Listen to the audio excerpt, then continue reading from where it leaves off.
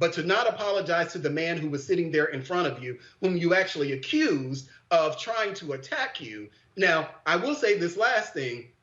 I didn't actually hear the audio until just now because I saw the video. I was already disturbed, and I say this as a dog owner. I was already disturbed watching the video of her basically carrying this dog around with the leash around his neck. And then now that I'm hearing not just the back and forth between Amy and Christian, but I'm hearing the dog squealing itself. And I had to turn the volume down because I was like, oh yeah, that just took it off over the top for me. But they decided that she needed to be fired. Good for her. Maybe she'll think about it again the next time she makes such a claim. Kelly, I don't give a damn. Her ass should have been fired.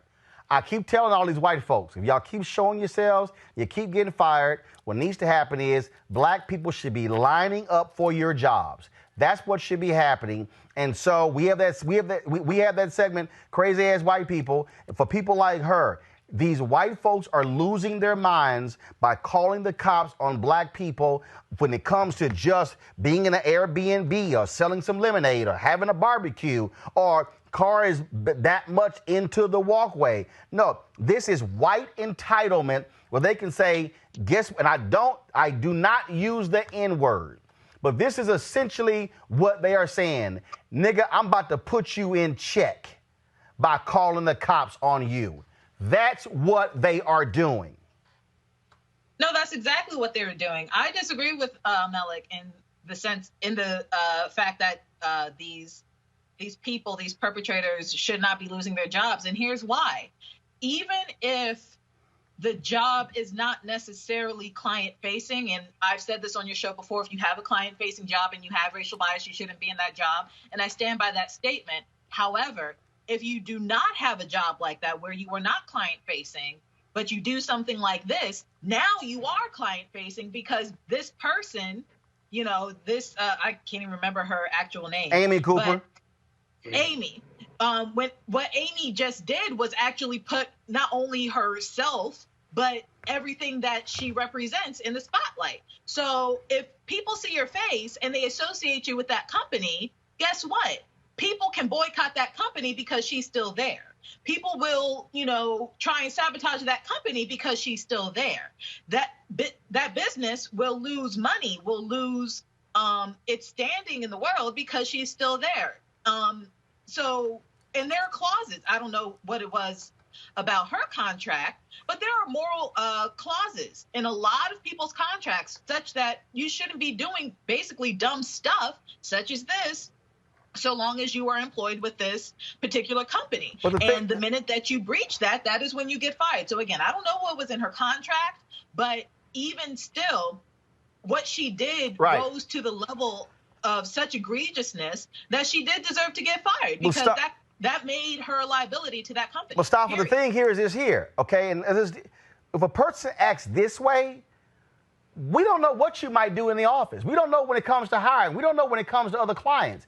And I'm telling you, here's what I keep trying to explain to people, which is why this show matters, because you're not going to have this dialogue on these other networks.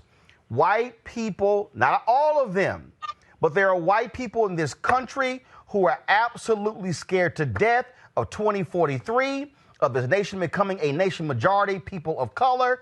And you have these folks who are freaking out, who are going to call the cops at the drop of a hat, who are going to sit here and, again, put in our place because there is fear.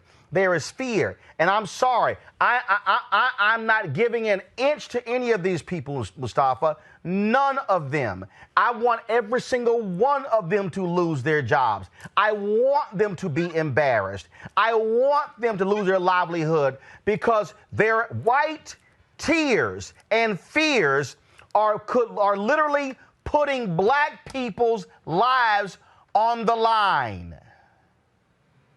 Racism has cost people of color, particularly African Americans, their lives, their livelihood, and a number of other aspects for hundreds of years now. So it's time that racism also costs those who are perpetuating it on others. And that's the way I feel about it. Well, and what bothers me is this whole notion that we can't deal with the reality of whiteness in 2020. And you take what took place there with George Floyd, you take what has taken place here, and this is just for me, again, what bothers me when we are still dealing with whiteness in 2020. And there's another story, and it's a political story that bothered me, and this took place over the weekend. All these white conservatives were up in arms because the New York Times did a story about these military bases named after white supremacists. And they have been tweeting the story around all mad and upset and angry, saying, how dare you write that story on, Memorial Day weekend. And I saw these tweets from literally the spokesman from the Pentagon. This is the person who is the chief spokesman for the Pentagon, who was all upset because of this story. And again, I'm bringing this up because I need people to understand this white fragility and how these folks respond. So here it is right here. Jonathan Hoffman. On a solemn day for remembering those that have given their lives for our country, fighting against tyranny and subjugation, the New York Times has more than 1 million possible stories of the ultimate sacrifice by American patriots that they could tell, but they don't. What was the headline of the New York Times story? Why does the U.S. military celebrate white supremacy? Subhead, it is time to rename bases for American heroes, not racist traitors. So let me go back up and read this again. And I'm coming to you first, Melik. On a solemn day for remembering those that have given their lives for our country, fighting against tyranny and subjugation. Full stop. Melik, that can be applied to black soldiers who were lynched in their uniforms, who gave their lives to tyranny and subjugation. It could speak for the black soldiers who were trying to be American patriots, fighting for a nation, and the nation was actually practicing racism against them. This weekend, I spent time watching Red Tails and the HBO movie Tuskegee Airmen and Men of Honor about Carl Bashir. Spike Lee has his movie coming out. In our history, black soldiers have caught hell. But so it's amazing when the Pentagon chief spokesman cannot see the duality of black folks in the military catching hell. But see, I can't just talk about what took place all those years ago, Melik, because what I also found to be interesting is that in February, the Military Times published a story about the rise of white supremacy and racism in the U.S. military. But the white Pentagon spokesman, I guess, never came across that particular story. White fragility is a problem in 2020, Melik. Yeah, I mean, I think this is really an overreach, and you're conflating. I don't think it's necessary to conflate this or even bring this up in the context of what we were discussing with Christian and. I'm sorry. First of all, I'm speaking of white fragility, and so I'm giving another example of white fragility. Yeah, but in this particular case, we're literally talking about the Pentagon spokesperson responding to an op-ed. He can have an opinion about whether or not he thinks it's appropriate for the. And we can also have an opinion about what he said. Because we're paying him. We're taxpayers. We're paying him. Well, we're talking at the same time, so I want to make sure that I'm listening to you. What did you just say? I said we're taxpayers. We're paying him. So he actually works for us. So he's just simply not just giving his opinion. As the chief spokesman for the Pentagon, he's actually speaking for the Pentagon. He's speaking for the Department of Defense, all 1.3 million members of the armed services, as the chief spokesperson for the Department of Defense. Yeah, well, I don't have a problem that on Memorial Day, a day when we're actually honoring our veterans, I don't have a problem with the Pentagon deciding to push back on a New York Times article. Yes, there are other articles that the New York Times could have printed. They decided to print one about white supremacy. I don't have a problem with them printing an article about white supremacy, but the notion that someone, our military apparatus, they're responding to an op-ed that's talking about essentially asking why is the military promoting or whatever white supremacy. I don't have a problem with him responding to that because it's an opinion that he had. If that was an op-ed, and so he's responding to the op-ed. I still think that that's a very separate thing from what we've been talking up until this particular segment. I don't think that those two have to be combined at all. First of all, again, Kelly, so let me go ahead and get you, because maybe you understand the point, okay? When you talk about white fragility, it's not a question of saying, well, this is the same. It's another example of white fragility. And what I'm doing is I'm pointing out three things, Kelly, that have happened in the last 72 hours. And that is, here you have what took place in Central Park. Here you have what took place in Minneapolis. And then you have this here. And then again, Kelly, all these little white conservatives, all perfectly fine with it. But when you are the chief spokesman for the Pentagon, again, you are speaking for the 1.3 million members.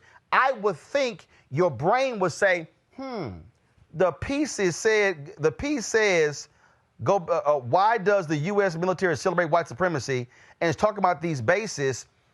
Well, guess what? Black soldiers matter too, especially when people of color, Kelly, make up 43% of all those in the armed services. No, I don't understand why the spokesman said anything at all, because it's an op-ed. It wasn't a report.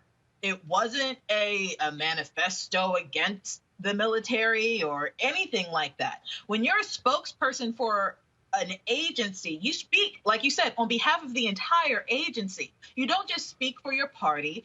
We personally should not know what party you belong to, where your political standing is. It is supposed to be neutral. Why? Because you are supposed to be representing not just your base or your ideological base. You're supposed to be representing the entire military. That consists of Democrats, Republicans, non-voters, voters, libertarians, Green Party, whomever.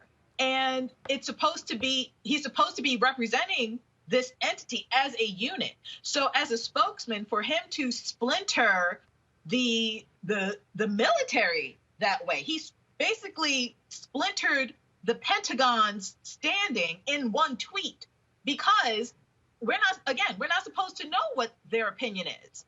The Pentagon is supposed to serve and protect. That's it. So here's oversee our military. Here's what really bugs me, Mustafa.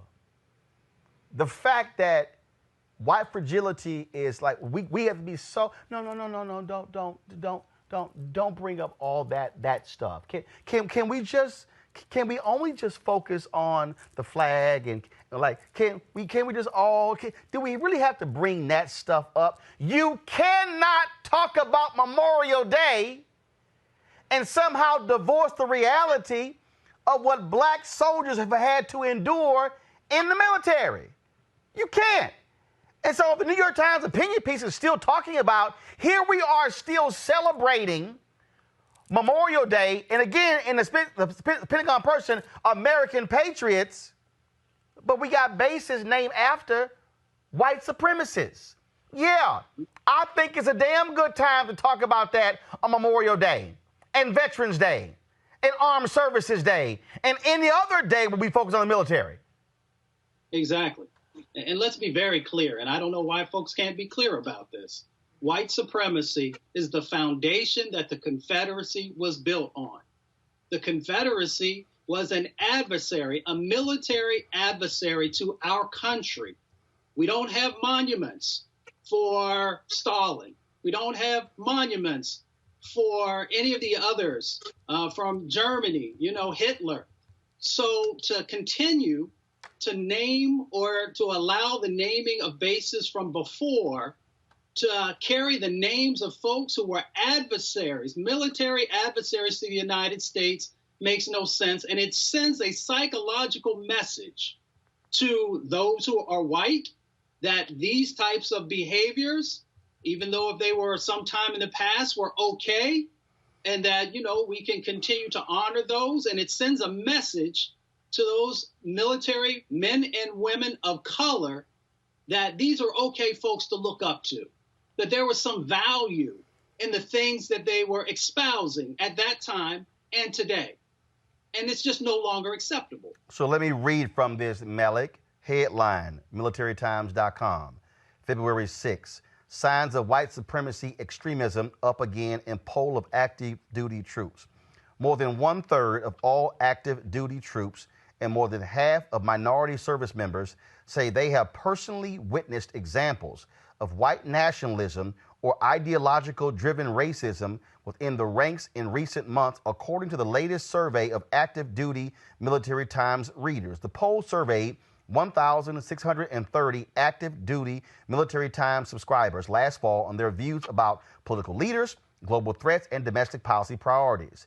It offers a troubling snapshot of troops' exposure to extremist views while serving, despite efforts from military leaders to promote diversity and respect for all races. The 2019 survey found that 36% of troops who responded have seen evidence of white supremacist and racist ideologies in the military, a significant rise from the year before when only 22%, about 1 in 5, reported the same in the 2018 poll. The point I'm making is this here, Malik. If the Pentagon spokesman wants to be so critical of the New York Times, talking about military bases being named after white supremacists, I don't see anything where the Pentagon spokesman has spoken out about how minority members of the military feel about white nationalism and white supremacy today. That, to me, is the fundamental problem when you're the Pentagon's chief spokesman and you somehow want to dismiss white supremacy and say, just don't even bring it up. Can you just not talk about that? Can you just not talk about it this weekend? Yeah, well, Roland, what actually happened is that he was responding to the op-ed. He didn't say, and you saw the quote, he didn't say anything in reference to being in favor of these memorials or anything like that. He said that you shouldn't have done it on this day. That's but here's the Malik, that's cute. But Malik, that's cute. When somebody says, why'd y'all have to write it now? He didn't say, hey, New York Times, y'all should have run this next week. He didn't say that. What he's really trying to say is, why y'all bringing this up? Don't bring this stuff up. We don't need to be bringing this stuff up. Nah, yes, we do. Yeah, well, I think that's probably an embellishment on your part, Roland. Yeah, right. But, okay. And I'm actually surprised that we're still having this conversation because it was about a day ago when you tagged me in the tweet, probably about an hour or so after you found out about the tweet itself. No, actually, it wasn't an hour. Actually, let me help you out. It wasn't. Let me help you out because if you're going to lie, I'm going to stop you from lying. It wasn't an hour after I found out. There were a number of people who had actually retweeted that on my timeline several hours earlier. I had been responding to several different items on that day. I then chose to talk about that one. So please don't say I just found out an hour earlier, but go right ahead. Well, when I saw it, when I saw you actually talking about it, I think there was a succession of tweets around 11 or so o'clock. And what you said was you tagged me in the tweet asking, will I say something about it? It was around 11 o'clock at night. And you asked me in the tweet. And do you have a problem with it? Are you in agreement with the spokesman, or do you believe that we should be talking about military bases named after white supremacists? Which one? Well, I don't think that it was necessary to talk about it on Memorial Day. Oh, but the point is, hold on. So you're saying let's talk about it. You're saying let's talk about it, but let's not talk about Memorial Day. No. But Malik, what I'm not going to do is, but here's the whole deal. Here's the whole deal, Malik. Here's the whole deal, Malik. Here's the whole deal. What I'm not going to do is, see, here's what I'm going to do. Mustafa, this is real simple. Here's the whole deal. When you have folks who don't want to deal with the reality, again, I am now talking to Mustafa. Y'all can mute him, please. Here's the point that you have here, Mustafa. Here's what you have. First of all, you're not going to hijack the show. Here's what you're dealing with, Mustafa. What you're dealing with, Mustafa, I'm Malik, I'm done with you because you can't listen. Mustafa, here's the point I'm making. White fragility in 2020 is all about don't bring that up. Don't bring that up. Here's the thing that white folks in power need to understand. These are no longer black people from 1962. These are not black people from 1954. Black people are no longer going to be quiet. We're going to speak up. And guess what? We're going to record your behind. We're going to sit here and check you. We're going to go after your jobs. We're going to put the pressure on you because we are gaining in numbers. Guess what? We're not going to play these games with white people in power who want us to be quiet, Mustafa. We're going to highlight injustice wherever it might be. And we're also going to make sure that we utilize our power. And we're going to make sure that there's also accountability that's tied to that power. So if you don't want to do the right thing, we'll find people who will, because we'll utilize our vote to make change happen. If you want to do egregious behaviors, we'll utilize the law to put you in check. And we'll also make sure we hit you in the pocketbook, which seems to be one of the main things that actually gets your attention. You talk about voting. In a moment, I'm going to go to that story. But first, folks, here's the whole piece. We want you to support what we do. Roland Martin Unfiltered, join our Bring the Funk fan club. We make it, look, your dollars make it possible for us to do what we do, covering these stories and having this level of dialogue. Support us via Cash App, $ right here, RM Unfiltered. You can also support us, folks, other ways as well. Pull the graphic up, please. You can support us with PayPal, paypal.me/rmartinunfiltered, Venmo, venmo.com/RM Unfiltered. You also want to mail a cashier's check in. You can do so at New Vision Media, Inc., 1625 K Street Northwest, Suite 400, Washington, D.C., 20006. There are 6,325 of y'all watching live right now on YouTube. You can give to us right here on YouTube, folks. This is all about us being able to have a platform where we're independent and nobody else owns us. An opportunity for us to talk about black excellence, but speak to our issues. And so if you want to join our fan club, our goal is to get 20,000 of our fans contributing at least $50 each for the year, $4.19 a month, 13 cents a day. And it's all about us being able to control the narrative, for us not to depend on or ask or beg CNN, MSNBC, Fox News, ABC, CBS, and NBC to cover us. And let me be real clear, the dollars that you give go to support this show. They're not being wasted. They're not being used erroneously. Every dollar is going into this show for us to make it possible to do what we do. Also, right now, folks, I want to talk about a black-owned company. Remember, we had Mary Spio on the show with Ceek.com, CEEK.com. Folks, is a sister. She's from Ghana. She created her own technology company. She actually is created her own headphones. These are 360-degree 4D headphones. Go ahead, y'all. You can show the slideshow right now of these various headphones. Again, she's African. She's from African woman. Folks, these are amazing, amazing headphones. They sound great. And here's the piece. You can actually get these with a discount. Our members, the people who watch this show, you get to actually get these. Black-owned company. Go ahead and show the code, please. Use this code. Use this code right here. If you can, use this code right here, folks. Show the code right now. It's RMVIP2020. You pull a code up, please. Y'all can use this code if you want to buy these headphones. Also, their VR, a virtual reality headset. And so if y'all can pull up the code, please. Okay, so I think it's RMVIP2020, RMVIP2020. So the company is Ceek.com. And again, we support black businesses. They're African Americans who are doing amazing things in technology. And that's why we support the folks at Ceek.com. Ceek.com, CEEK.com, where you can actually get these headphones. And so y'all have it. And so please use the code RMVIP2020, RMVIP2020, and proceeds of when you purchase these headphones comes back to the show. And so that's how we do it. We support a black business. That black business is reinvesting in Roland Martin Unfiltered so we can do what we do. All right, folks, let's go to our next story. Donald Trump continues his complete lies, his attacks on mail-in voting. He spent all weekend tweeting about how bad it is, how dangerous it is, how he can steal ballots, except for the fact that he voted by mail himself.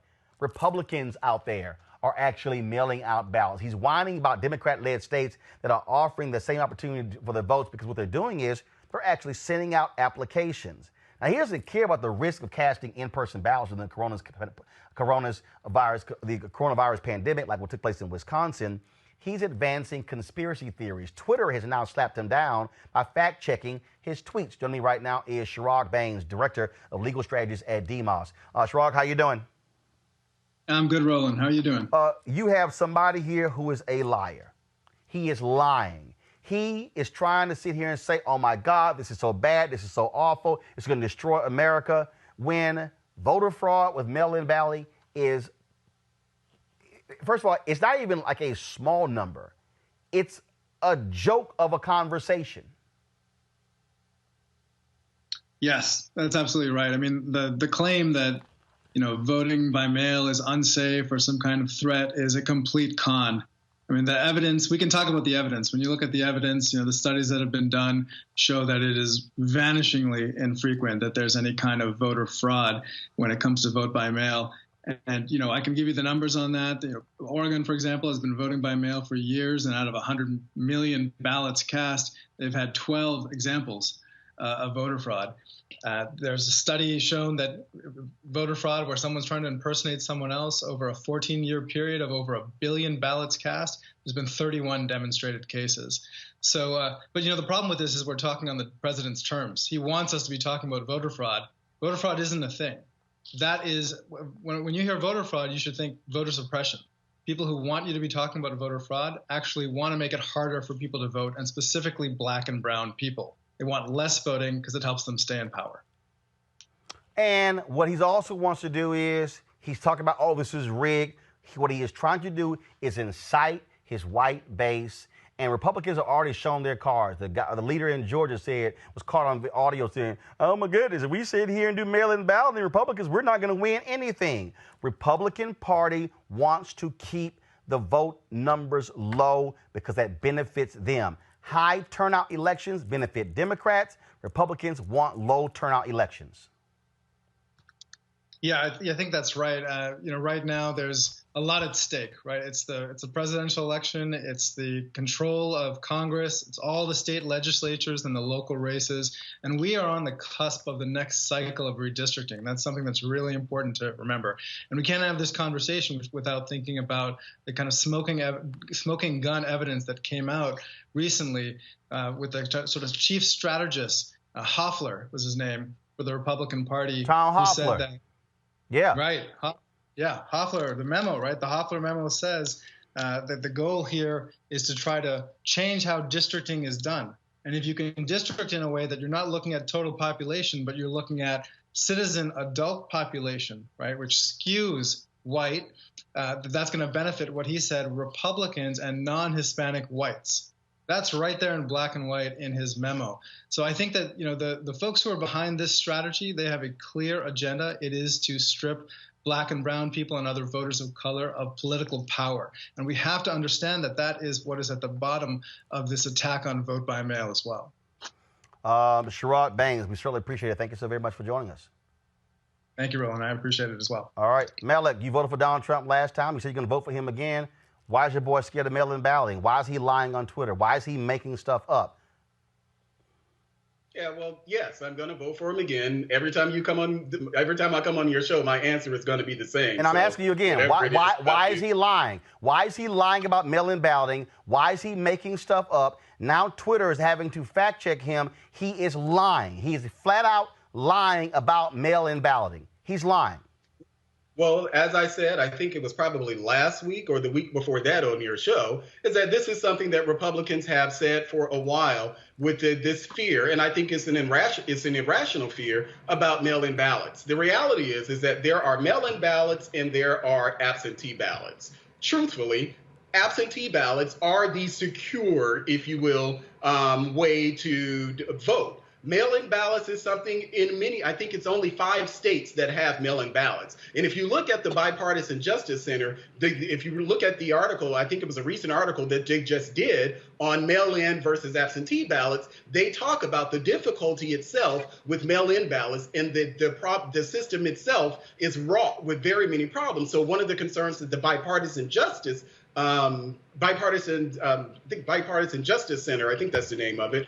One of the things that they talked about is in the middle of this particular crisis, that this is probably not the best time to do widespread mail-in ballots. The problem is, and I think that's one of the things that they suggested, is that we need to expand or release for those states who have restrictions or where you have to give an explanation for your absentee ballot. Melik, they don't even want that. Melik, they don't want that. They don't want any of that.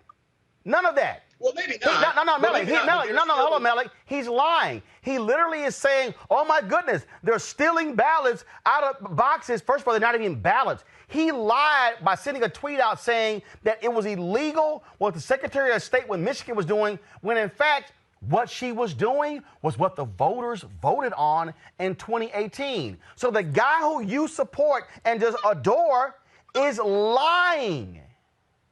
Okay, I mean, well, the guy that you support believes that he gets to dictate who's black and who's not. There are people, you know. And the guy you support also signed a bill overturning Obama era rules when it came to ending all discrimination against black people. The guy you support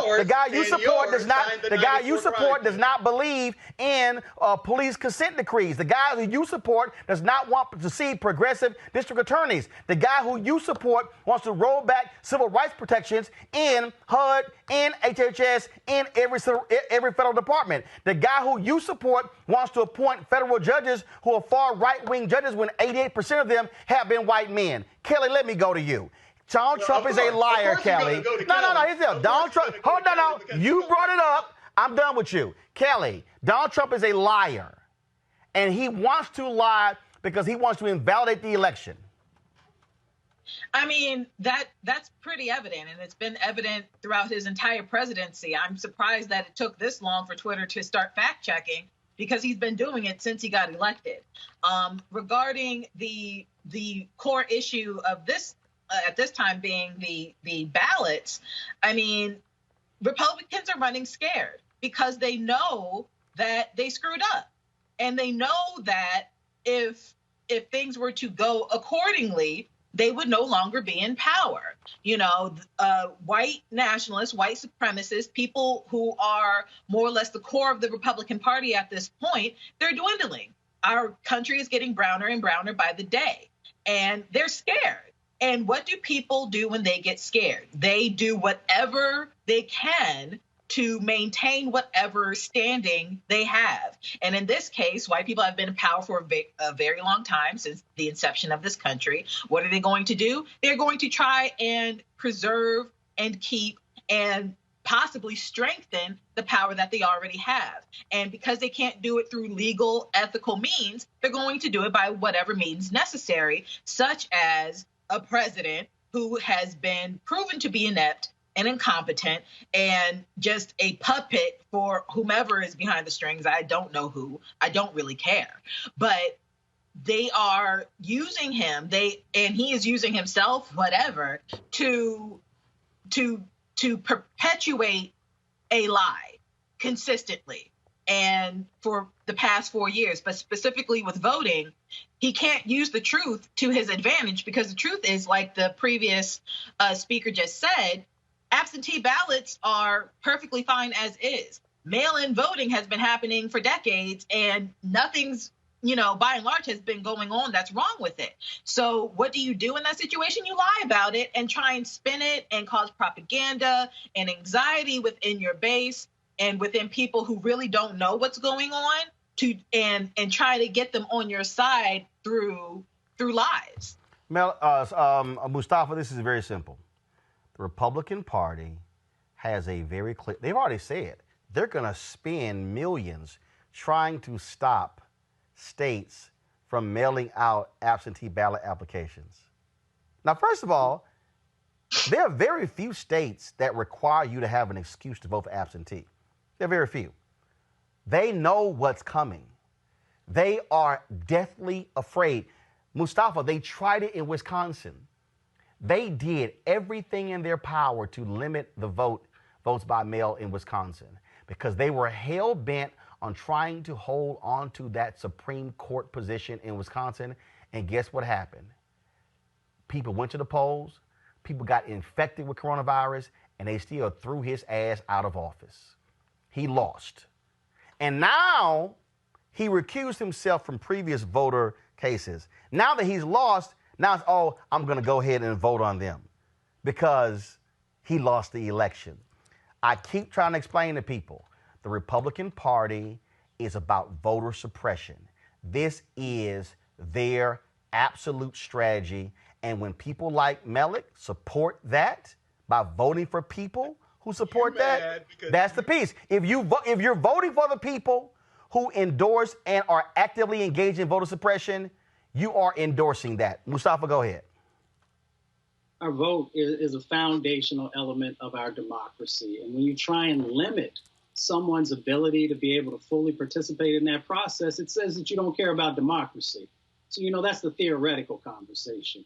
The reality of the situation is that this is about power, and they understand that if they want to be able to frame out a direction where they still have viability, then that means that they've got to control the courts. And if you can control the courts, then you can also manipulate the policy that's out there, or you can play a stronger role in the way that policy moves. And, so we understand the game that is going on. But if the Republican Party really wanted to be viable, then they would actually sit down and build real relationships with folks and create policy that is reflective of what a 21st century America is supposed to look like. And since they're not willing to do that, then they're going to have to deal with what's going to happen in November. But we also got to stay on point. We got to make sure that we are engaging. We got to make sure that people have the documents, the ID that's necessary, know where your polling places are, make sure your polling places aren't going to get moved. Then we got to make sure that we get people to the polls, not just yourself, bringing other people there. And then we got to vote. And we got to vote all up and down the ticket if you want real change to happen. And that's how you check this foolishness that they continue to move forward on. All right, Melick, final comment. Yeah, well, I think there are probably about 14 or 15 states that do absentee, where you have to have an excuse for the absentee ballots. The majority I of the said states, the majority of them you don't. Yeah. Yeah, the majority of the states you don't have to have an excuse at all, and I think that that's something that we should look for. But I think that it's for your audience, your great audience. I think we do need to understand the difference between mail-in voting and absentee voting. They're actually doing mail-in voting, and ironically, they're doing mail-in voting here in D.C., early voting now, and we haven't even completed phase one of the that coronavirus that threshold that the federal government set out. Melick, what's the difference? What's the difference between mail-in voting and absentee voting? Oh, okay. Well, you weren't listening when I explained that earlier. No, actually, you didn't explain. You simply said it was happening. What's the difference? Okay. Well, and we can reference, I think that's the Bipartisan Justice Center, but they have a good explanation of what absentee versus. No, I'm asking you right now, what is it? So with absentee voting, what you do, the person requests the absentee ballot yourself, and there's that thing is actually documented. Right. As far as mail-in voting. Wait, hold on. So that means that you request the absentee ballot is mailed. Is mailed to you. You fill out your ballot and you mail it back. Mm-hmm. So what's mail-in voting? What's mail-in voting? So mail-in voting is actually something different, and I think that when you were talking about mail-in voting, mail-in voting is similar to, and I think that was California. I think there was where Donald Trump, and he totally didn't get it right what was happening, and I don't know if that was California. No, or maybe it was Michigan. Or something. It was Michigan. Yeah, Michigan. But physically, what is mail-in voting? So they mail you a ballot. They mail you a ballot, and you fill it out, and you mail it back in. Is that mail-in ballot? Is that mail-in voting? Say that again. Is mail-in voting where they mail you a ballot, and you fill it out, and you mail it back in? Yes. So mail-in voting is actually the same as absentee voting. The only difference is with absentee, you are requesting the ballot. With mail-in voting, they are sending you the application to request the ballot. Well, yeah. You don't think that that's an actual distinction there? Hold up. The process is the same. You're voting by mail. But they're two. Well, Roland, there's absentee ballot, there's absentee voting, and then there's mail-in voting. They're just not the same. You just said why they're not the same. How do people overseas in the military vote? I think it's absentee, I believe. Which means they mail it in, right? Yeah, they request it, but I think the distinction is. But do they mail it in? Yes. Okay.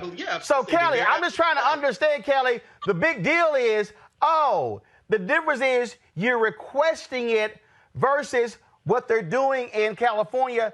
They're mailing the applications. Kelly, this is how silly Republicans are with this argument. It's like, no. We're for it, but it's because the Kelly rally is you're still mailing it in. But you're the one who asked.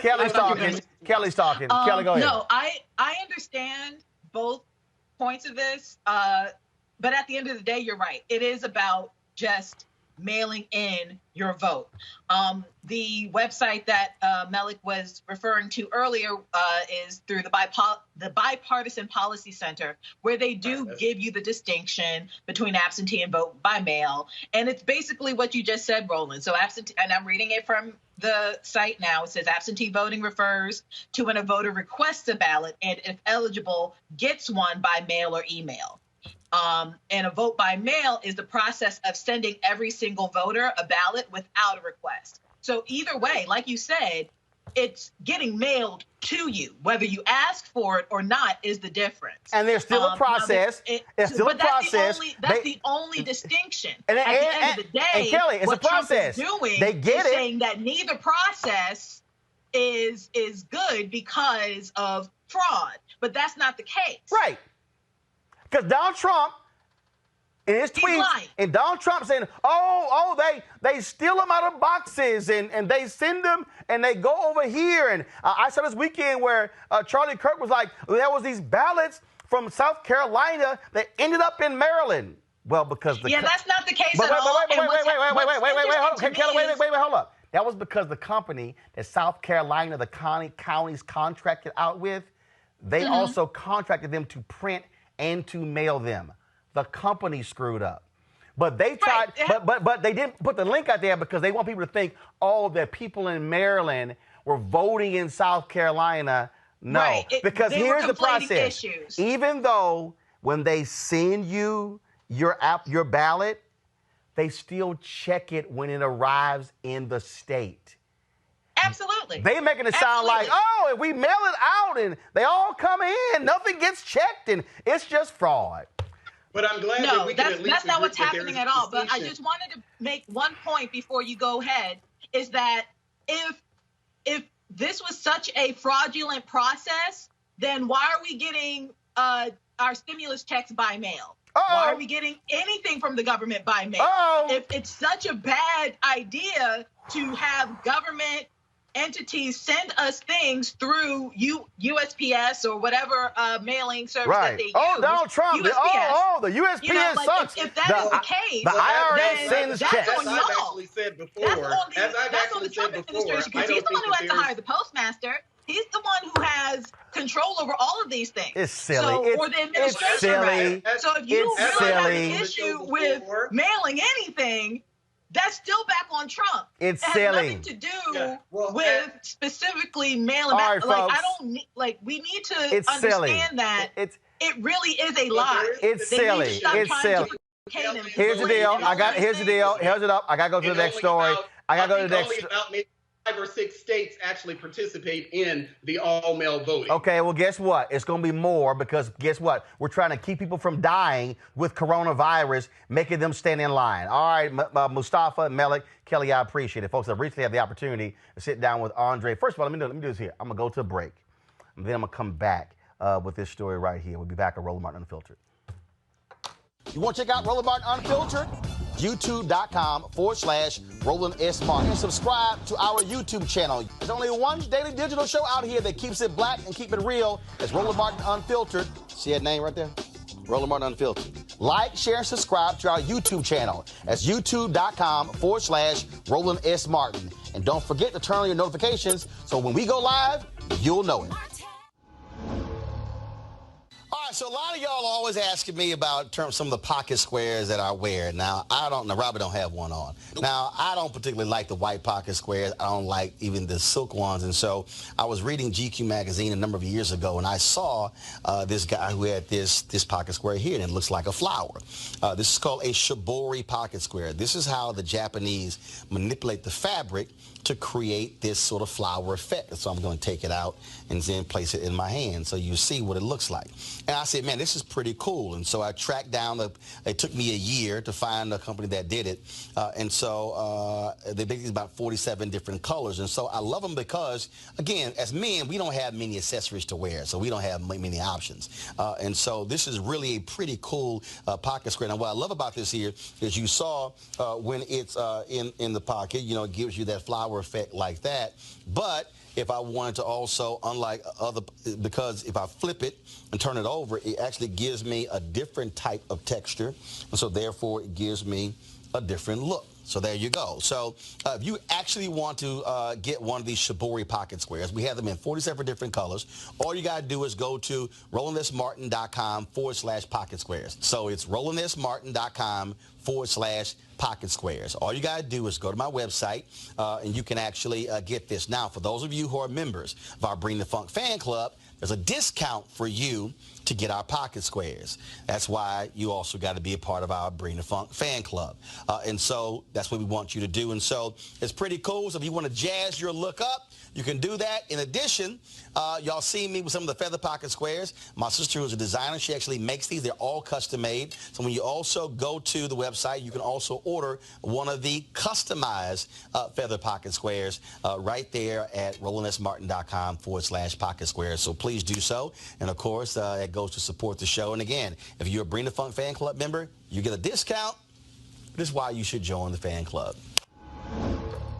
Folks, I recently had the opportunity to sit down with Andre Perry to talk about his new book, Know Your Price, Valuing Black Lives and Property in America's Black Cities. Folks, the discussion that we've had today, dealing with Gerald Floyd in Minneapolis, dealing with Amy Cooper in New York City at Central Park, speaks to that whole point about how black lives are not valued in this country.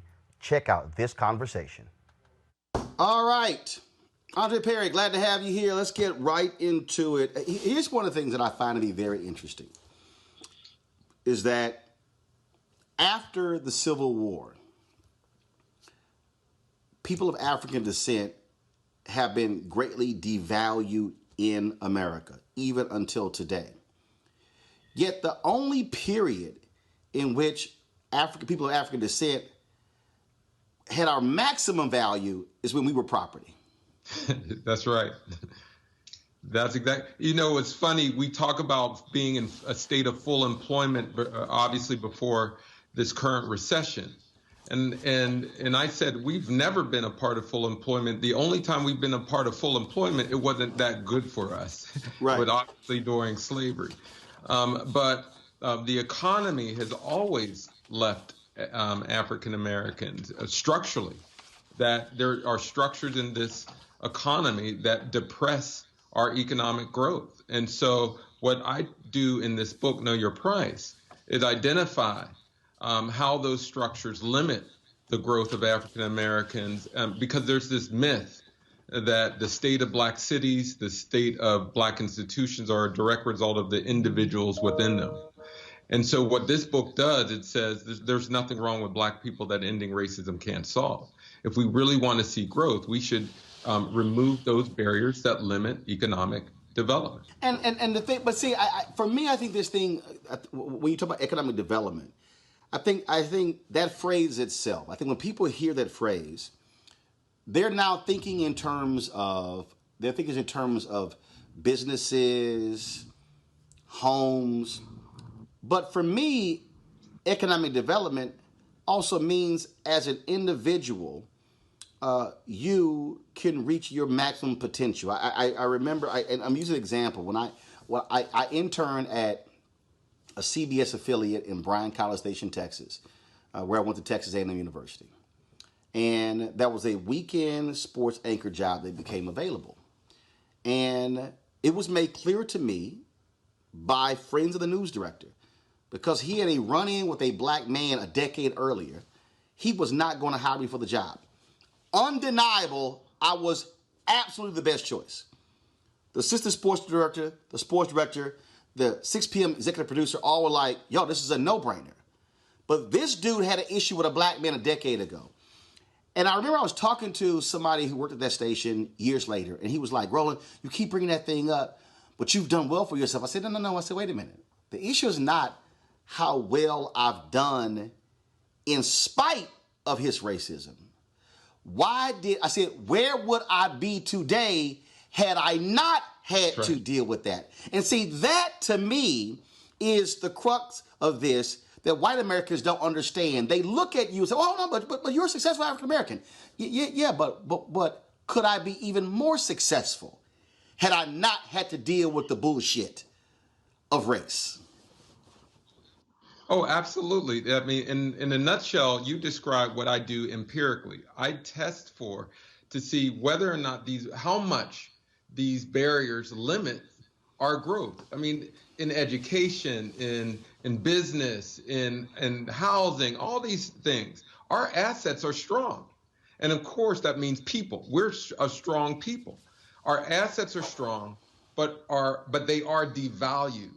Meaning if they, like the study that sort of serves as the anchor for Know Your Price is the housing devaluation study, where I show that homes in black neighborhoods, if they were helicoptered in a white neighborhood, so to speak, they would increase in value by 23%, about $48,000 per home.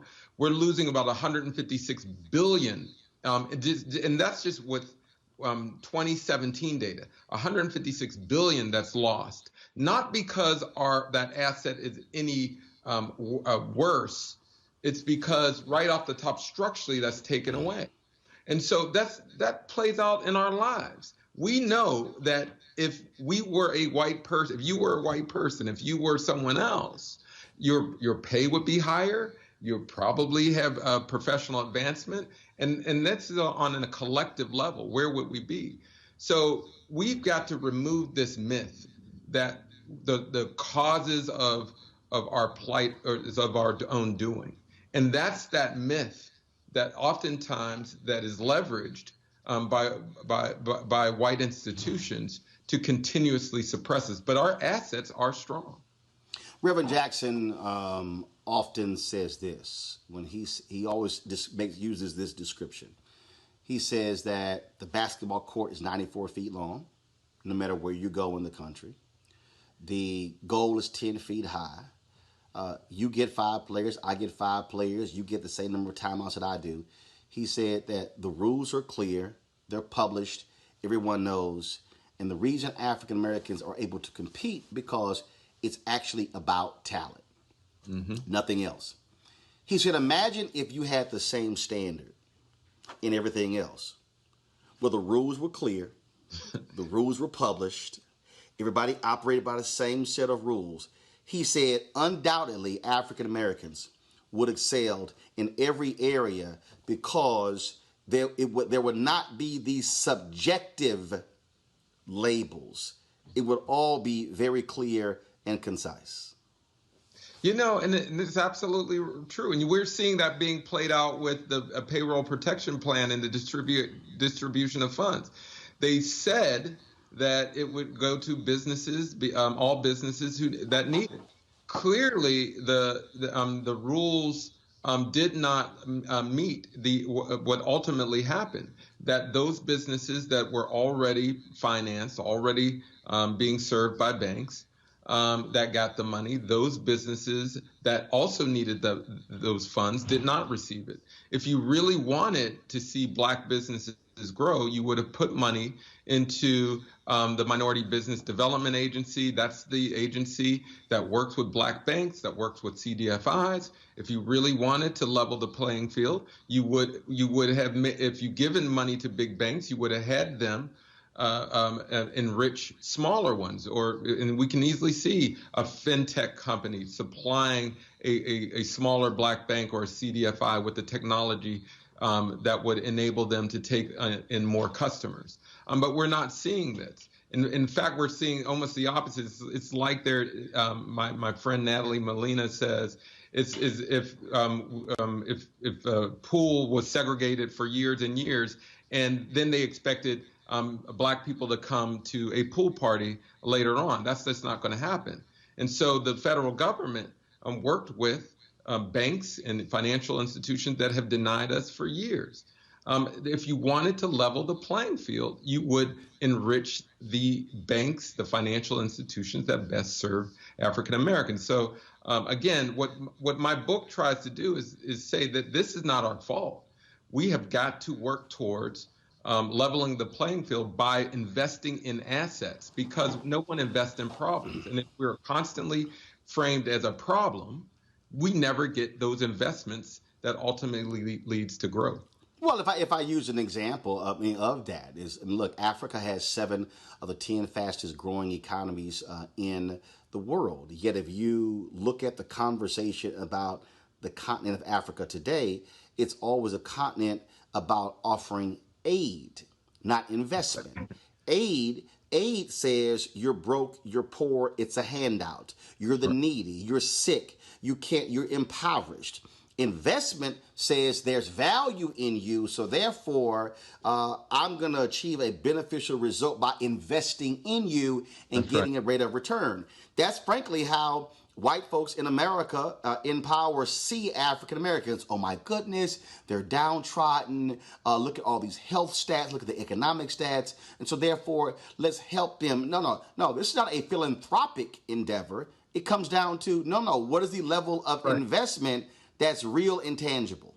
Now, I did a study where we scraped Yelp data from businesses all across the United States just to see, get a sense of quality. I looked at businesses in black communities and I looked at businesses in white communities. And what we found may surprise some folks. Businesses in black communities owned by people of color, black, Latinos, and Asians, score higher on Yelp than their white counterparts. Mm-hmm. What our ancestors used to say, well, not our ancestors, our elders used to say, they still say, our ice is just as cold, our water's just as wet, all those different analogies. What our elders used to say holds up empirically. They knew if you deny quality in a particular area, if you bypass that quality, you distort a market that suppresses the development of, and in this case, of black people. So again, we know how to run businesses, we know how to run communities. However, they're constantly being suppressed by this horrible narrative that our goods are not as quality, that individual behaviors are ruining the black community, all that, and then it's just not founded. Well, I'll give you another example. So when Obama was president, I went to a meeting in one of the private dining rooms in the Department of Treasury, and it was a meeting where we were talking about a number of issues. One of the things that came up was that black and minority firms outperformed white firms on the management of TARP dollars. Okay, now that was really interesting. That was really interesting to me. That was that discussion, because I then said, oh, so does that mean they're going to get more? More, that's right. And everybody went quiet. So I was sent this PDF, and this PDF, it came from the National Association of Investment Companies. And this is, there was a briefing that took place May 23rd, 2019. And it speaks directly to what you're talking about in your book. This is what they said. Over a 10-year period, small size buyout funds up to $500 million have outperformed the mega buyout funds over $4.5 billion, with horizon IRRs, which were 35.5%, or 10.2% higher than the mega buyout funds. Mm-hmm. What that means is, here you have these small buyout funds where you find your black and minority folk, and then you got these mega funds which are white folks, and the black and the minority folks are outperforming them by more than 10%, yet they're still small size, 500 million or less, and they're mega. And that's just what it goes to. And so at some point, what you have to call it what it is. And I think the problem is that we like to dance around all of this stuff. And this is where you just got to be hardcore. No, this is what this thing is. That's exactly. You know, I titled my book "Know Your Price" it after the name, or after a phrase in my favorite play in the whole world, "Two Trains Running" by August Wilson. In the play, there's the main character, Mpls, is about to have his property seized through eminent domain by the city of Pittsburgh, and the city of Pittsburgh offers him $15,000. He says, "No, I'm not selling my property for $15,000. I know my price. I got my price." And it is a refrain throughout the play. There's another character, Hambone, who paints a fence for a ham, but he never gets his ham. Throughout the play, he goes, "Give me my ham, give me my ham," until he goes crazy and dies. But there's actually a happy ending to the story. The main character, Mpls, gets $35,000. And the moral of the story is obvious, that you better know you have worth. But more importantly, you got to know when to stand on your price. Even if it means going crazy and dying, that at some point we need to stand up and say, no, this is not right. We're going to manage. And in this case, and I'm glad, and I heard you speak on this topic on your show before, the only 2% of the funds, these mega funds that are managed worldwide are controlled by people of color and women. Only 2%. Now, this is our money. When you're talking about municipal funds, firemen, policemen, pensions, things like that. These are our dollars. In fact, that sector represents the greatest collection of black wealth, public employees, because that's also the place where we have consistently been able to achieve six-figure salaries in school districts, police, fire, city government, county government, state government, federal government. And so if you start comparing that to corporate America and everything else to these public sector jobs, that's where it happens. That's why when Republicans come in and talk about small government and it leads to massive layoffs in the public sector, or the of public sector stuff to privatization, black people lose out. Absolutely, all day long, and we constantly miss the amount of money and wealth in these. I mean, it's because when we talk about schools and policing, we limit it to like teaching and the jobs component, but the true wealth building opportunities is in these funds, and we know representation matters.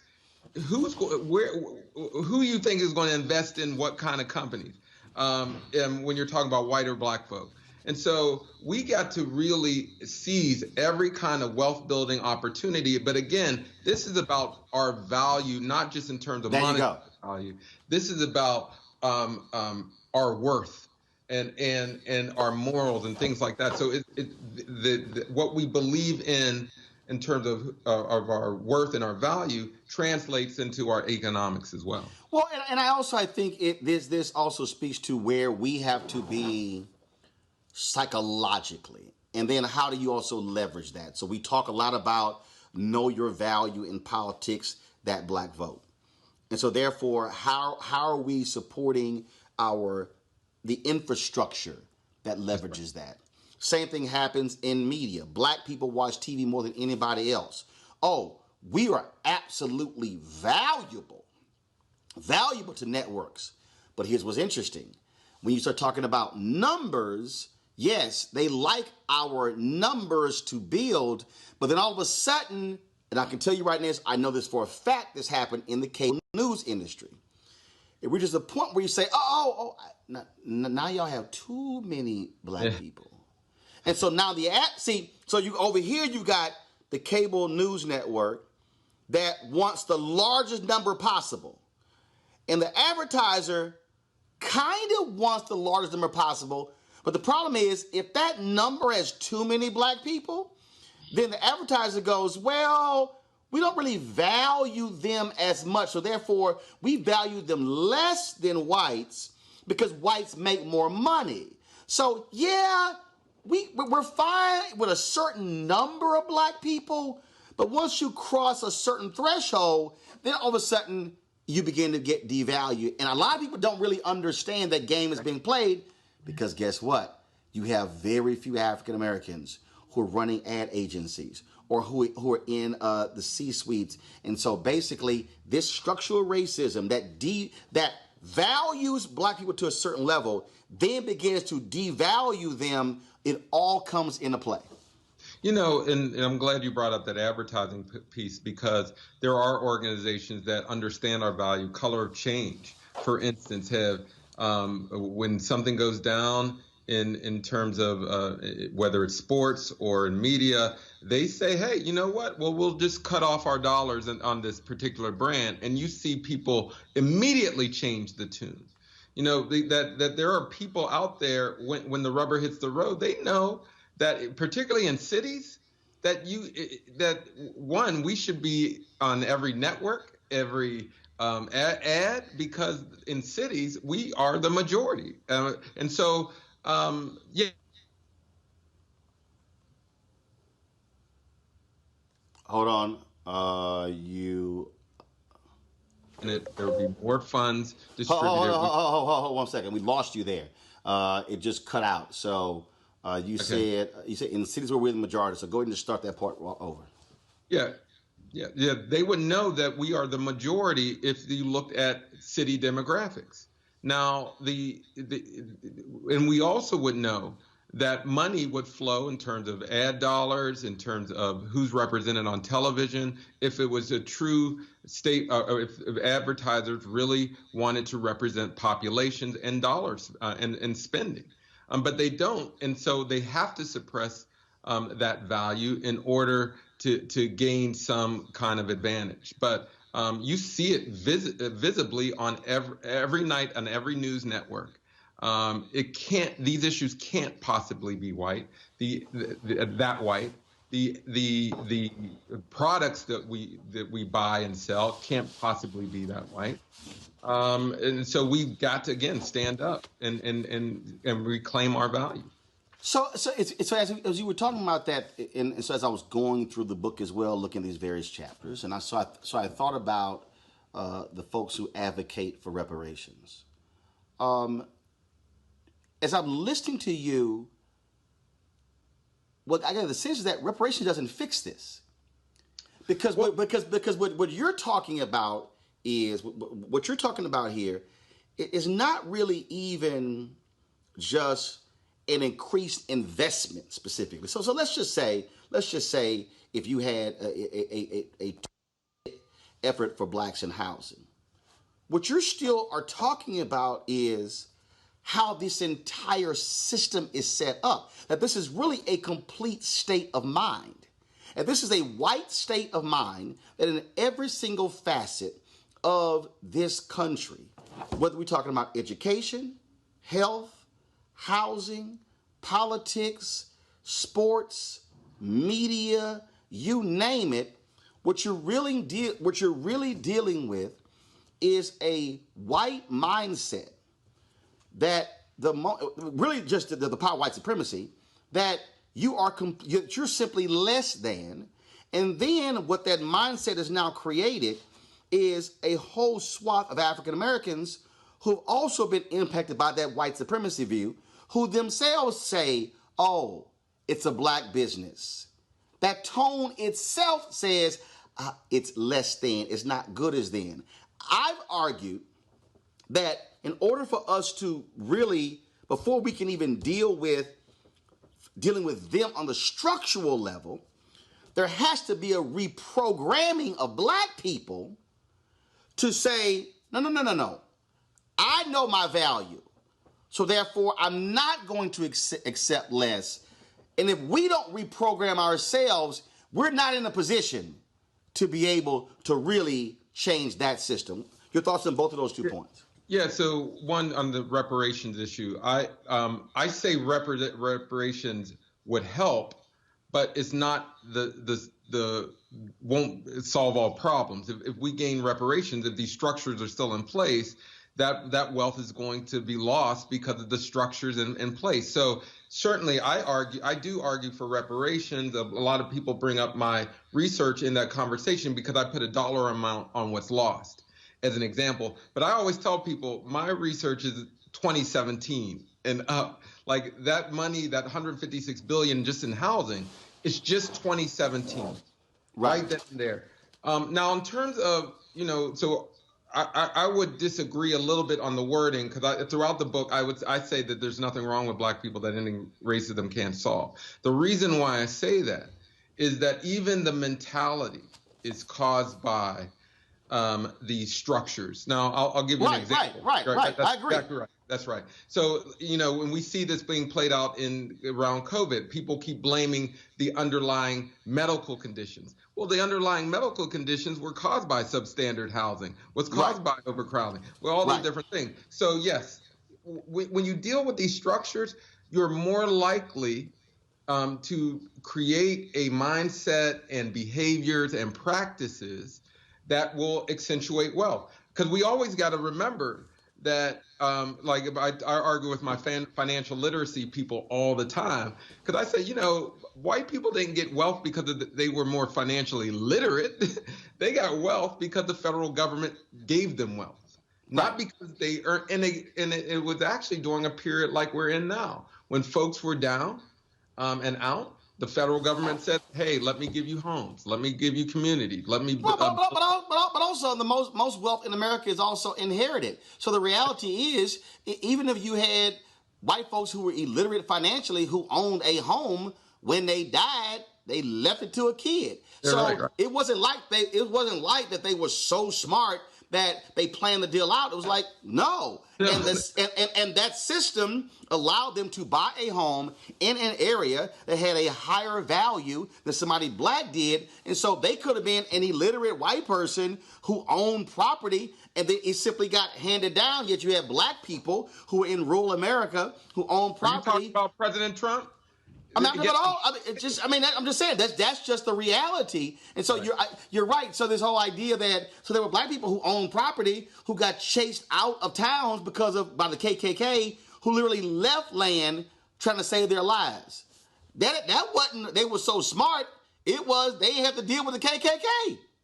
I have this chapter in Know Your Price called "Buy Back the Block," because a lot of people recognize Tulsa, Oklahoma, and Black Wall Street.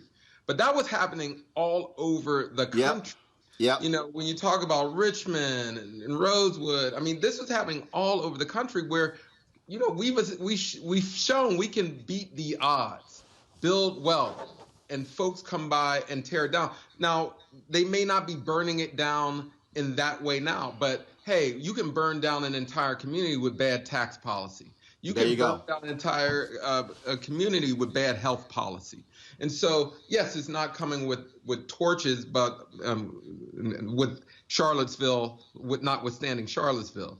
But yes, we are tearing apart black communities with policy every single day that we need to address. See, when I talk about the reprogramming part, and this is where for me, when I look at know your price and know your value, to me, so let's say if I'm dealing with what's happening inside of my house and I'm not dealing with anything outside of my house. So before I can deal with what's outside of my house, I have to first, inside of my house, look at myself and say, you're worthy. Yeah, that's right. You do have value. And what that then means is that I don't then continue the view. You go to HBCU. So then it becomes, so you go to Prairie View A&M University, but I'm a graduate of Texas A&M University. So therefore, when I'm talking to black people, all of a sudden, and I experienced this, I literally experienced this. Oh, you go to Texas A&M. I'm sorry. I thought when you said A&M, you meant Prairie View A&M. The tone and the demeanor of black people. It's happened with white people too, but it really is. I mean, I really experienced it with black people. Like, whoa. In fact, let me reverse it. I had a high school teacher, Jack Hayes High School. And I didn't go. I never took this teacher's class, but he happened to be married to the daughter of a woman who attended my church, and I ran to him in our church several times. Andre, no lie, he came up to me and he said, "So I heard that you're going to Texas A&M." I said, "Yeah, that's why I was accepted." He says, "Well, do you think you should go to Prairie View for a couple of years first?"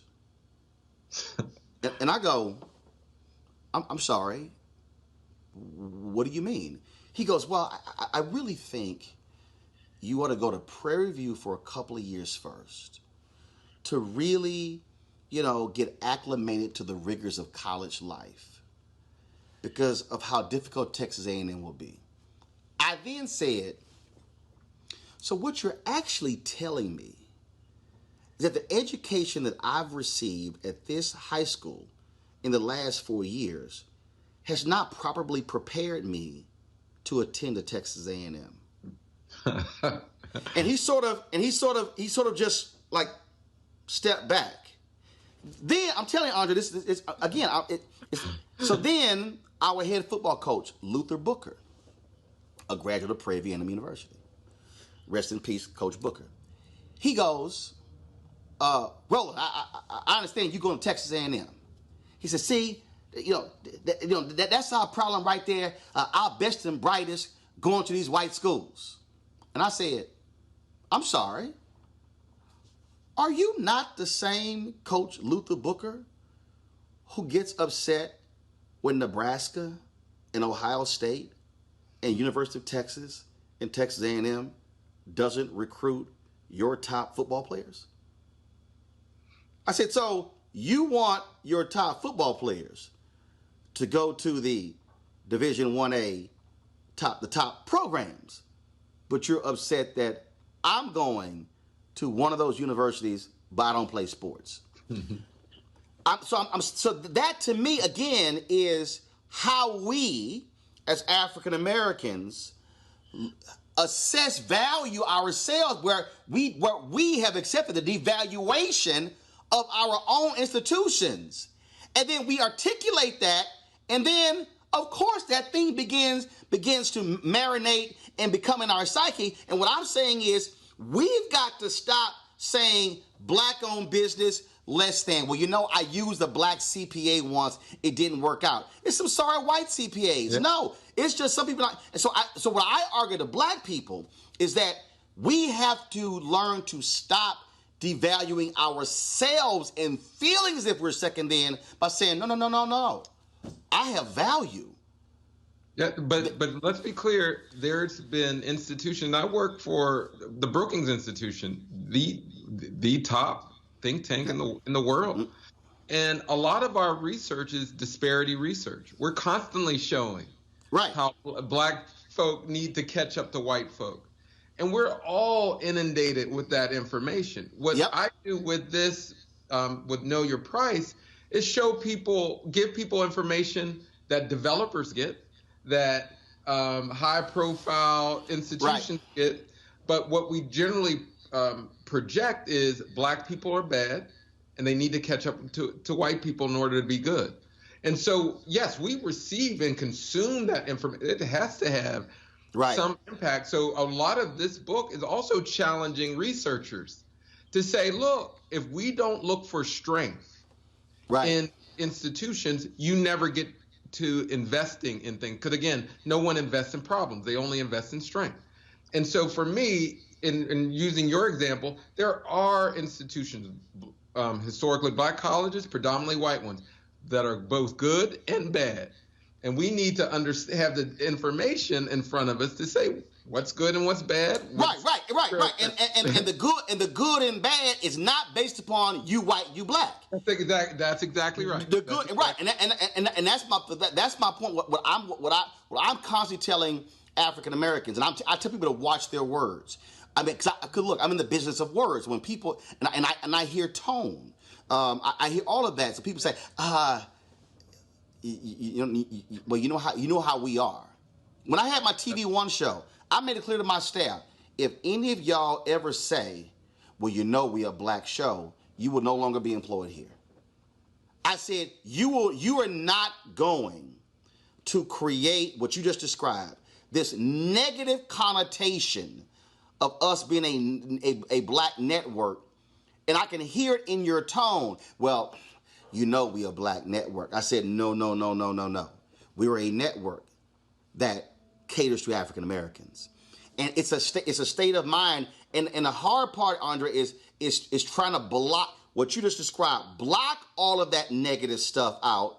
Or if you do take it in, you use it in a certain way, but it doesn't consume you to now create in your own mind, I am less than. I am unworthy. Yes, you should pay me 30% less. You're paying that white guy because I'm simply not worth it.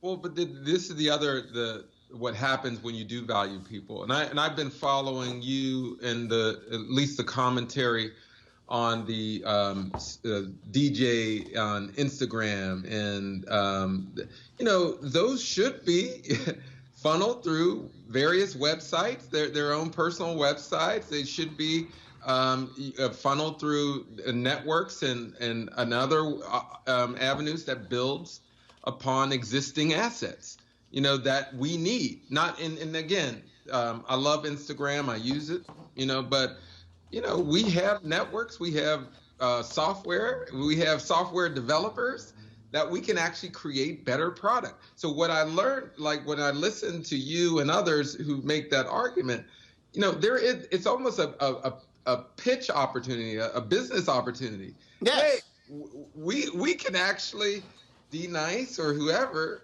hey, this could be a chance to spin something off to develop the next institution, but you got to be able to see the value in a black software developer. What? But I think. See again. I'm going back to when you say know your price, valuing black lives and property in America's black cities. I think it's also acknowledging. Wait a minute. We're the tastemakers. We're the trendsetters. we actually drive this. I mean, the reality is here. 500. Well, I think the number was 3.5 million. Did not go to the babyface Teddy Riley thing battle because of Instagram. That's right. They also did not go there because of Swiss and Timberland. They went there because of the product produced by Babyface and Teddy Riley. So if you take that, that means that the product produced by Teddy Riley and Babyface, that's transferable. That thing could have been on Instagram, Periscope, Twitter, Facebook, YouTube. It could have been anywhere. And guess what? We would have shifted. Absolutely. There are people who I know who said, I'm not on Instagram. I only got one to watch that particular battle. Nobody else. And what's interesting about what you just said is that since I did those videos, my phone has been ringing off the hook of African Americans who are in tech who have such products. Yeah. I'm having a guy on the show Friday. He has a technology that when you hit pause on a video, then what happens is if it's set up on your site, when you hit pause on a video, it leads to this ad exchange where in a matter of seconds, these people are competing for what commercial plays on your computer. In a matter of seconds, they've competed, the price has been established, now commercial plays. Mm-hmm. He hits me up, and there's a guy who he knows, who I met a couple times, I don't remember, and he says, he said we're a black company, we developed this technology. He said, I have been trying to get to content publishers to use it. I go, well, fine. We'll run a month-long test and see what it does, see how it works, see how it generates. And he was like, wow. My deal is like, but I own the platform. I don't have to go get somebody else's permission. And so I've been having these discussions with other people as well who created platforms. And so we have this weekly tech segment where I'm like, yo, these people exist. But the value has to be in that I value myself enough that I'm willing to use my influence and shift it over here than to only value what you present to me. And what I'm really saying is that I actually have greater value because without my people, ain't no battle on your platform. Absolutely. And I just want to say that one of the things I try to do in this book is uplift the talent. Because at the end of the day, there you go. The greatest asset is us. Right. No. Well, no, but that's it. First of all, you have nothing. You have nothing without the human asset. That means that is what makes it. That's exactly right. And so we're great people. We have talent. We have treasure. We need to maximize it. And so what I do in this book is I highlight the talent, but I also show the impediments to that talent. Right. So instead of saying, hey, the black community is broken in terms of home, no, our assets are strong, but this is how they are devalued. Our teachers are strong. This is how they are devalued. Our businesses are strong. This is how they are devalued. And so it gives people sort of the feeling that I am doing the right thing, and people are, but it's our job, I think, as intellectuals to say, hey, here's the information you need so that you can truly stand on your price. But again, I put this on our community in the sense of the think tank, the research community. We don't give people the kind of information that they can use to show growth.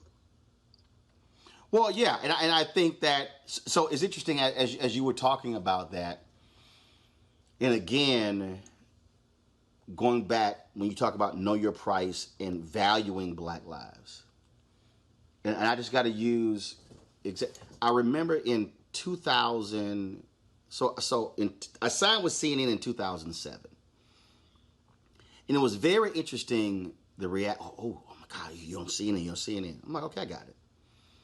I remember, so in 2009, actually it was 2008. 2008, I remember it was election night.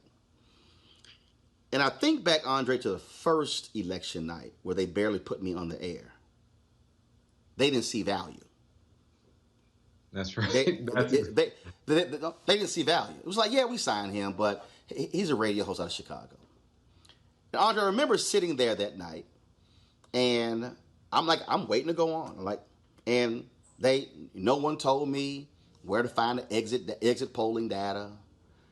They didn't even tell me what time the food was going to be there.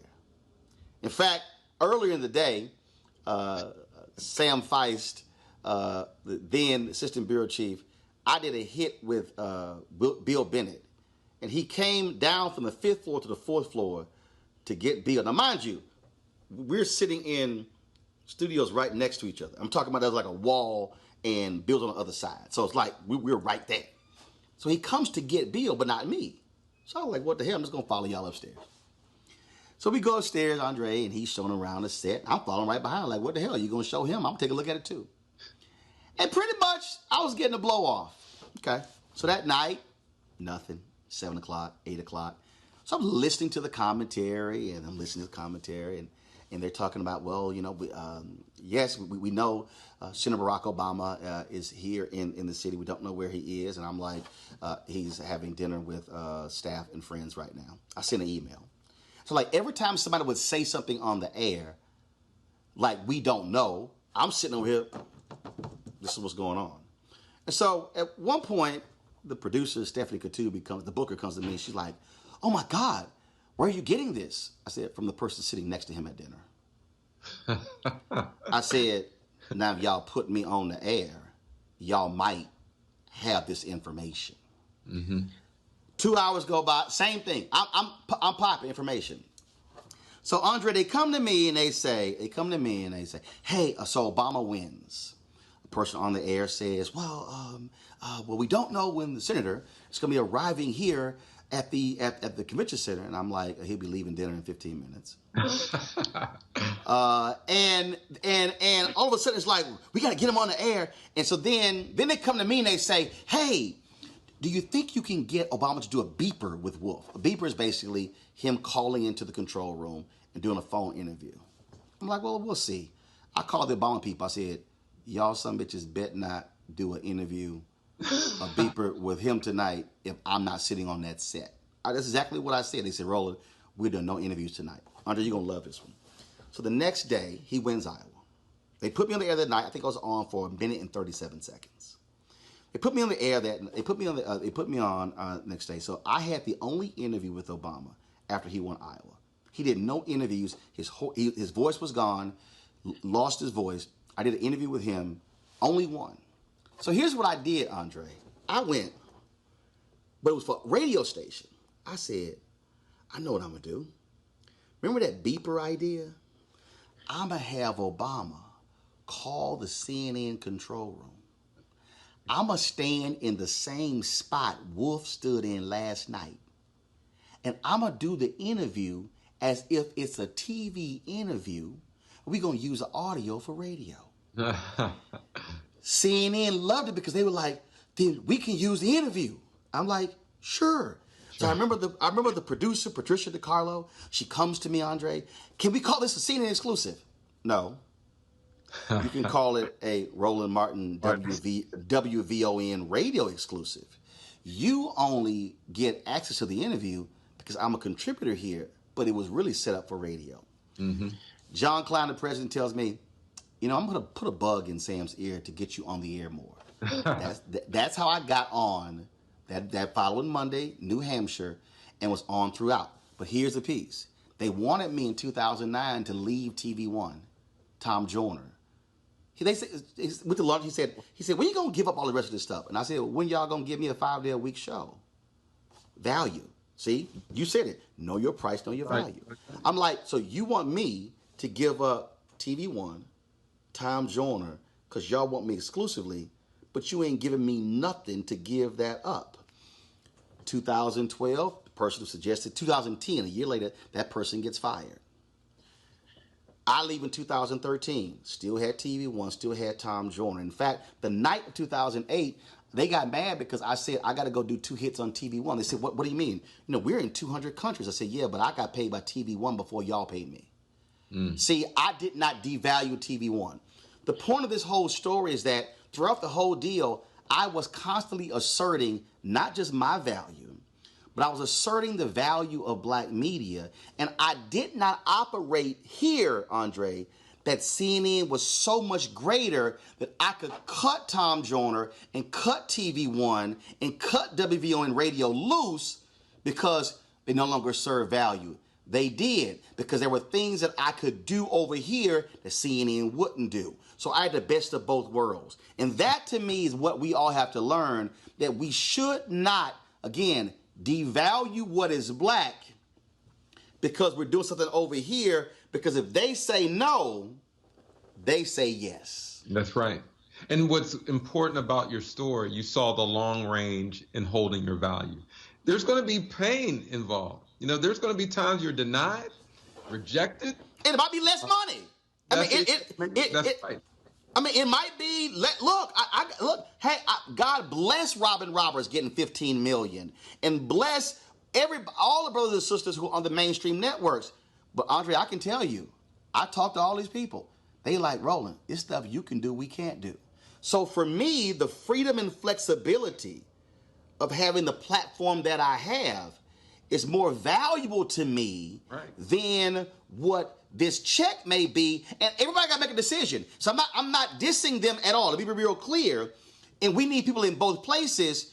But the issue there is, to your point, you got to think longer than simply, I could take the short money that's a lot right now, or I can actually build something that serves a different purpose. And it increases in value. Like what I say all the time, you build value of something, and it may not be there right now.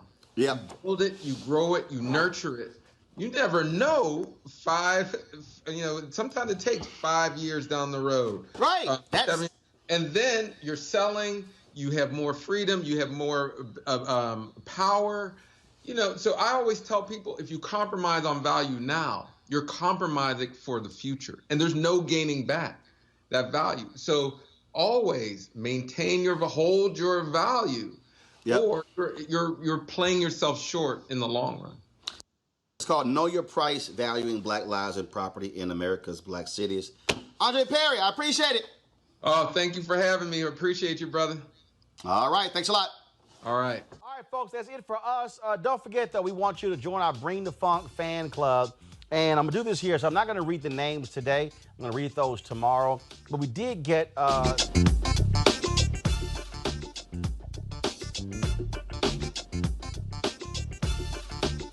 she wrote this note here. Keep bringing the funk. We need you. Need your continuous help to keep people woke and educated. So, Pam, we appreciate that note from you. This is from Juwan Elson. Please continue doing what you are doing, bringing the funk with truth straight up. And so, Juwan, we appreciate that. Great letter here from Julia Daniels.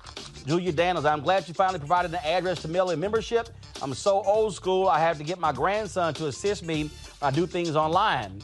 Due to the coronavirus, this was not possible because I was in Odessa, Texas, and he's in Hobbs, New Mexico. I want to thank you for the knowledge and information that you provide on your show. You had the CEO for Operation Hope on your show, and the information I obtained, I was able to pass it on to some of the small black businesses in Hobbs. You helped me to help other blacks, and I truly appreciate it. Keep it coming. May God continuously bless you and your family, Julia Daniels. And so, Julia, I appreciate the note. Folks, if you want to join our Bring the Funk fan club, our goal is simple: to get 20,000 of our followers, people who watch this show on YouTube, Facebook, Periscope, to give us minimum $50 a year, $4.19 a month, 13 cents a day, to our Bring the Funk fan club. Your dollars make it possible for this show to do what we do. Now, if you want to give via Cash App, that's called $RM Unfiltered. PayPal is paypal.me/R Martin Unfiltered. Venmo is venmo.com/RM Unfiltered or at RM Unfiltered. But you can also send us a postal money order, cashier's check, however you want to do it, to New Vision Media, Inc., 1625 K Street, Northwest, Suite 400, Washington, D.C., 20006. That's 20006. And again, folks, every dollar you give goes to support what we do on this show, to bring the most relevant, up-to-date information that informs our people, African Americans, about what is going on in this country. You ain't gonna be black to give, so we got people who are white, Latino, Asian, who support what we do, but it's all about us, again, having an independent voice to speak truth to power. So again, go to RolandMartinUnfiltered.com. If you want to use a credit card, we have Square. You simply go to the website, and again, Cash App, PayPal, or Venmo. All right, folks, I gotta go. I will see y'all tomorrow right here on Roland Martin Unfiltered. Holla!